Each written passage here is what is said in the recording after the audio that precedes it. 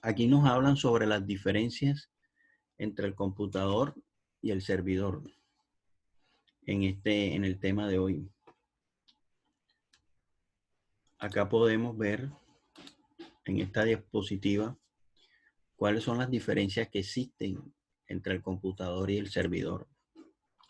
La computadora se refiere a una estación de trabajo donde una o varias personas ejecutan aplicaciones.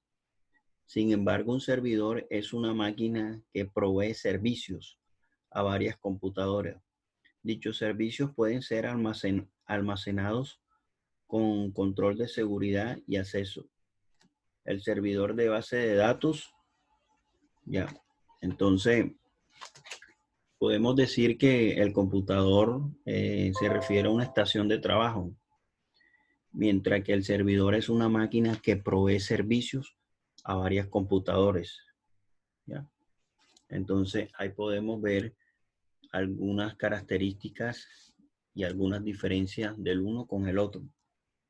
Acá podemos decir que tiene un sistema operativo para trabajar en red dentro de una empresa. Ejemplo, el Windows XP profesional. La versión Home no puede trabajar en redes, con redes. O sea, acá hay podemos ver una diferencia aquí. Acá nos dice la RAM de un PC normal puede ser de 256 hasta de 1 GB de RAM. El DD de una PC normal puede ser desde 80 GB hasta 300 en ID y SATA. Acá nos dicen la memoria RAM de un PC común siempre tendrá un procesador Pentium 4, un Celeron Core. Nos hablan sobre distintas características de la memoria RAM. El servidor. El servidor nos dice el procesador puede ser un Intel Core Duo, un Intel Core Duo, es decir, en una motherboard especial que soporte dos procesadores. Acá nos dice en memoria RAM, dependiendo de cuántos equipos de la red se conectan al servidor, varía la RAM, que empieza desde 1 GB e incluso llega a 16 GB en sistemas muy grandes. Acá nos dicen el disco duro de un servidor es arriba de 300 GB, llegando hasta 500, hasta un tetra. Un ordenador de servidor de datos está dedicado a trabajar de manera continua, razón por la cual este casi nunca lo apagan o lo reinician. Entonces, podemos ver características y diferencias entre el computador y los servidores.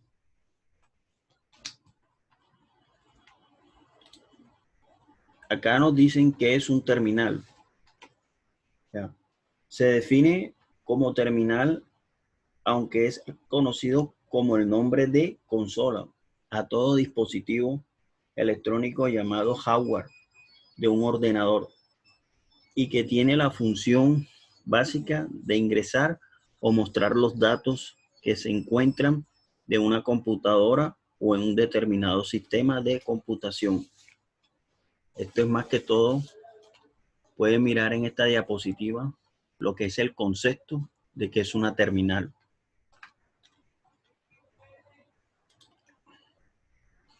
Acá en esta diapositiva podemos ver las clasificaciones de los servidores. Los servidores se clasifican en servidores de comunicación, servidores de archivo, servidores de impresión y servidores de base de datos. Y también existen los servidores de correo.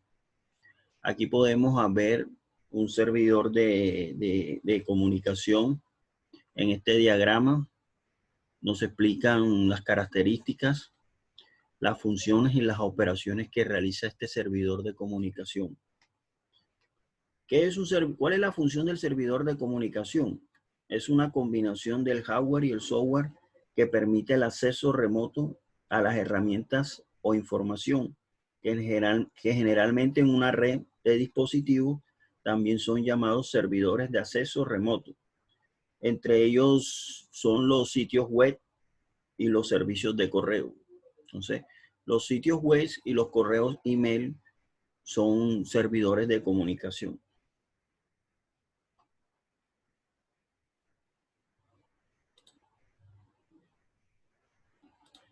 Acá vemos los servidores de archivo. Acá en este diagrama podemos decir que los servidores de archivo, o también llamados file server, se le llaman file server, es un servidor central de una red de ordenadores que pone a disposición del cliente conectado a un conjunto de archivos o partes del mismo. La función principal de este servidor es permitir que múltiples usuarios accedan a los archivos que tienen almacenados, así como proporcionar espacios libres de almacenamientos. Por esta razón estos servidores son muy populares. Hay muchas empresas que lo utilizan hoy en la actualidad, muchas empresas que los utilizan como almacén central para los archivos internos que pueden interesar a más de un usuario. También son utilizados como servidor de descarga que están conectados a su propio sitio web. Se pueden descargar contenidos seleccionados como programas, controladores y actualizaciones. Esta es la función de los servidores de archivo. Acá vemos los servidores de impresión. Estos servidores de impresión es un concentrador, o más bien un servidor que conecta una impresora en red, ¿ya? Entonces, el servidor conecta todos los programas a una impresora en red para cualquier computador que pueda acceder a ella a imprimir múltiples trabajos. Entonces, estos son servidores de impresión.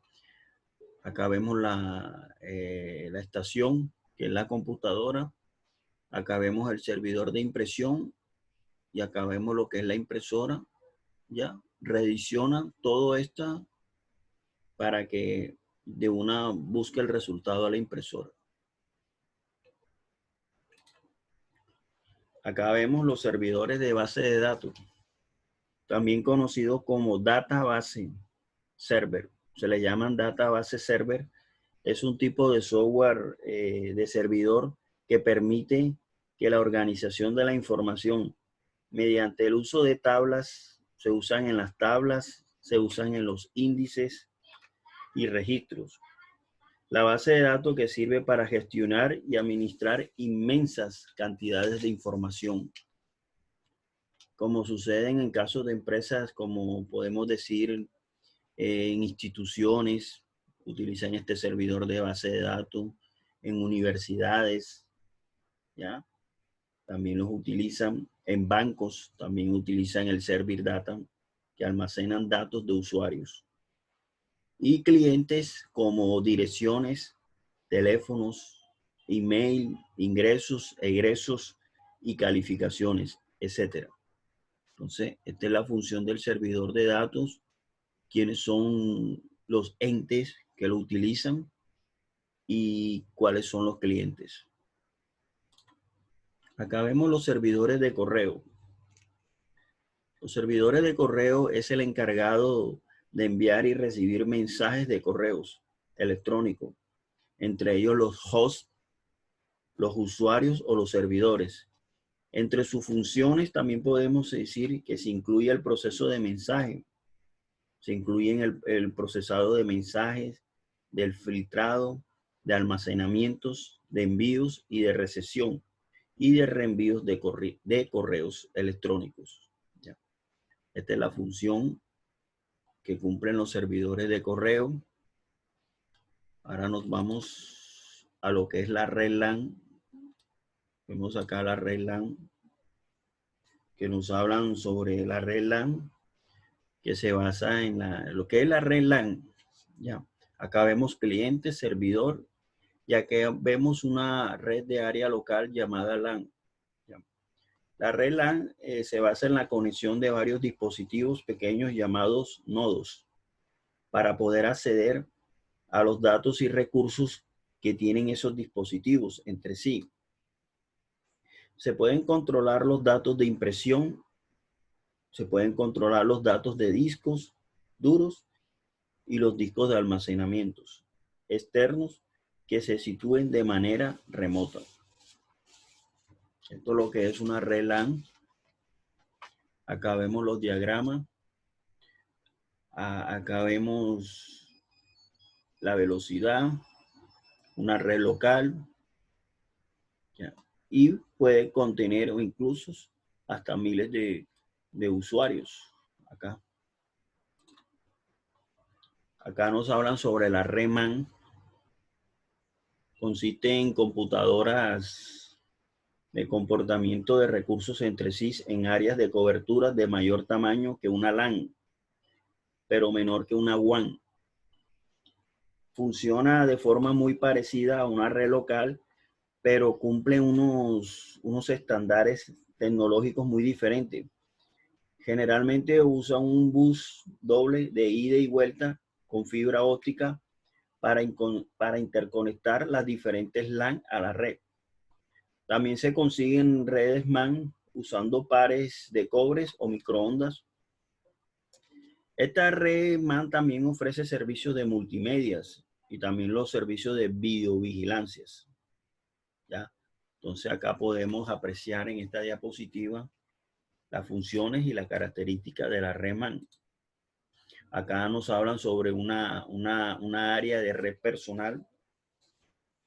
Una área de red personal que podemos decir acá que esto es un estándar de red para la comunicación entre los distintos dispositivos de computadoras, puntos de acceso al Internet, teléfonos, celulares, dispositivos de audio y de impresora. Eso es básicamente las características que se dan dentro de una área de red personal. ¿Ya? Acá podemos ver el computador, los celulares, las impresoras, ¿ya? A través de esta diapositiva, en este diagrama que le estoy mostrando. Acá vemos lo que es la red WLAN, ¿ya? Bueno, básicamente con una red WLAN no hay que tener engorrosos cables en tu oficina, ¿ya? Para lograr una interconexión. Esta se realiza mediante ondas de radio de alta frecuencia. Podemos decir que la WLAN es un tipo de red utilizada como alternativa de LAN cableada que usa ondas de radiofrecuencias de transmisión de datos y también conexión a Internet, sin necesidad de usar los tradicionales cables para conectar dispositivos, permitiendo a los usuarios una mayor movilidad. ¿Ya? Entonces, esta LAN cableada se usa a través de ondas de radiofrecuencia y no hay necesidad, vuelvo y repito, de usar esos engorrosos cables, sino que ya este filtrado es totalmente diferente. Entonces, acá podemos apreciar